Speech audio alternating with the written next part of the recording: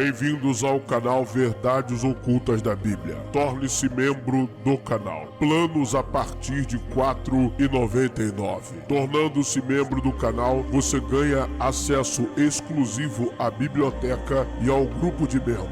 Os links do canal e do grupo no Telegram estão na descrição do vídeo.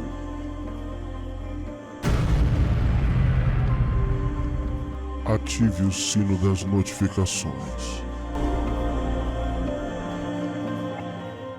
Quando falamos de Bíblia hebraica, obviamente não podemos desassociar o assunto que corresponde à mesma, que é a formação do Estado de Israel, o surgimento do Israel bíblico. Aqueles que seguem uma tendência mais academicista farão uma leitura da Bíblia de maneira político-ideológica, impondo às escrituras uma luta de classes. Mas como poderiam haver lutas de classes em uma época em que a população não passaria de mais de 45 mil pessoas, onde a maioria destas 45 mil estariam em regiões montanhosas? Obviamente ninguém está imaginando que o sacerdote enfiava pergaminhos debaixo do braço para subir montanhas e realizar leituras a pessoas analfabetas que se ocupavam de agricultura e pecuária, pastoreio de rebanhos. É uma leitura insensata, apesar da alta capacitação técnica exegética que diversos professores apresentam na execução de sua eficácia e eficiência interpretativa. O problema é que quando chega na conclusão, eles querem impor ao próprio texto a sua visão e ideologia pessoal. A Bíblia é um livro mágico-simbólico. A Bíblia está cheio de lendas, mitologias e principalmente também gematrias, alegorias e textos que remetem a questões alquímicas, astrológicas e, claro, iniciáticas. Alguns já tentaram dizer que os apirus eram os hebreus e obviamente que erraram. Apirus são apirus, hebreus são hebreus, mas a questão é que não há nada que comprove a existência de um povo hebreu, obviamente porque hebreu é um nome iniciático, hebreus é um nome mágico-simbólico, assim como Zoroastro, Zaratustra, não é um nome pessoal. Zoroastro, Zaratustra era o nome do mais alto mago. O mago era o sacerdote persa. Não adiantaria de nada você ter uma autoproficiência gramatical se não conhece de fato o pano de fundo histórico real e principalmente das questões mágico-lendárias que envolveram a própria composição dos textos bíblicos. Um único ser humano pode ter diversas facetas.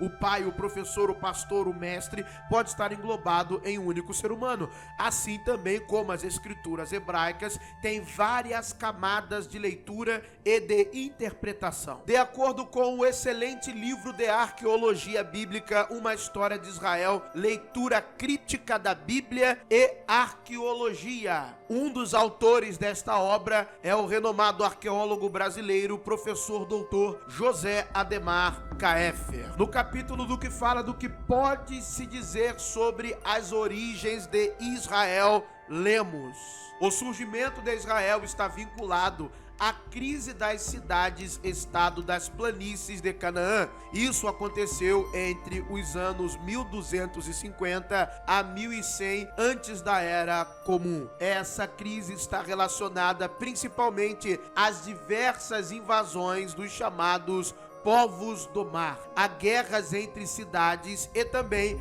a secas prolongadas. As guerras traziam sofrimento e perdas terríveis para as famílias camponesas. Elas tinham suas casas, animais e plantações fora das muralhas e eram as primeiras a sofrer os ataques. Uma sequência de invasões e guerras e o próprio processo de resistência ao sistema de dominação das cidades-estado teriam causado um fluxo migratório das planícies para as montanhas. Grupos de pastores camponeses, gente marginalizada de Canaã e pessoas escravizadas no Egito buscaram nas aldeias das montanhas a possibilidade de viver longe da dura opressão imposta a eles na planície pelos reis cananeus e pelos faraós.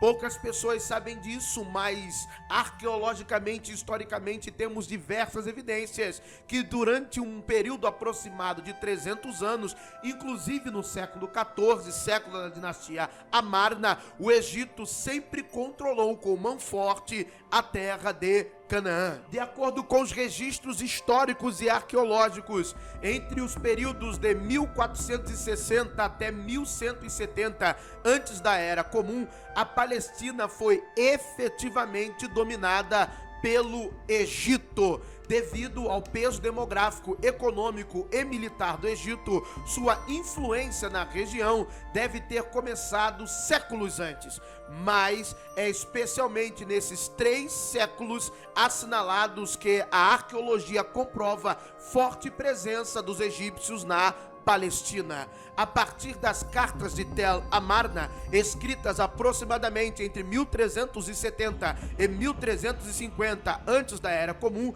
sabe-se que o domínio egípcio se dava através do controle dos pequenos reis das cidades-estados cananeias, que ocupavam principalmente as planícies da Palestina. As cartas de Amarna indicam que as áreas planas e férteis da Palestina estavam ocupadas por cerca de 20 cidades-estado cananeias. As cartas também mostram que Gaza, junto à costa do mar Mediterrâneo, funcionava como sede de um governo egípcio e que havia guarnições egípcias no porto de Jafa e na cidade de Bet-San, que controlava a passagem entre a planície de Jezrael e o vale do Rio Jordão. Bet-San provavelmente foi o mais importante centro administrativo do Egito na região. Nessa cidade, Bet-San, foi descoberta a maior concentração de monumentos egípcios fora do Egito. A presença egípcia era também marcada por uma série de redutos militares e administrativos, não somente ao longo da chamada Via de Horus, que ia do delta do Nilo até Gaza, mas também na planície costeira, no vale de Bet-San, e nos caminhos transversais que levavam ao Golfo de Aqaba e às minas de cobre de Timna. O domínio egípcio sofre um abalo entre 1200 e 1100 antes da Era Comum. Os exércitos egípcios enfrentavam problemas em 2 áreas distantes. No Egito, precisavam conter as tribos da Líbia, que a partir do oeste avançavam sobre o vale do rio Nilo. E na região Síria-Palestina, precisavam barrar a invasão dos povos do mar.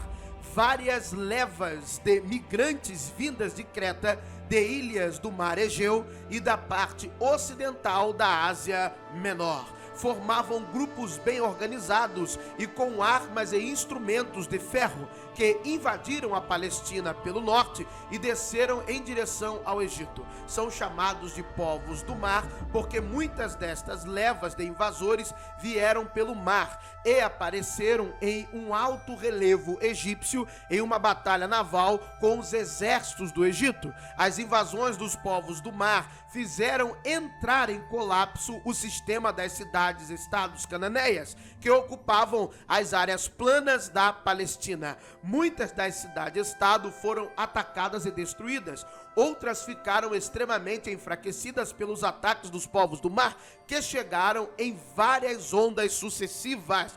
Parte da população das cidades-estado foi morta pela violência dos ataques e das guerras. Parte ficou vivendo entre os escombros e parte, especialmente dos camponeses, fugia para as montanhas. Os cananeus que fugiram para as montanhas serão um dos principais responsáveis pelo incremento populacional na região montanhosa de Palestina Central. ali serão integrados aos assentamentos que formarão as primeiras tribos do chamado Estado de Israel. Bem, meus amigos, espero que tenha ficado muito claro a partir desse conteúdo de que a formação do Estado de Israel foi algo progressivo. Não foi a partir de uma história mítica lendária contada, mas a partir de um processo muito bem documentado do ponto de vista arqueológico e histórico.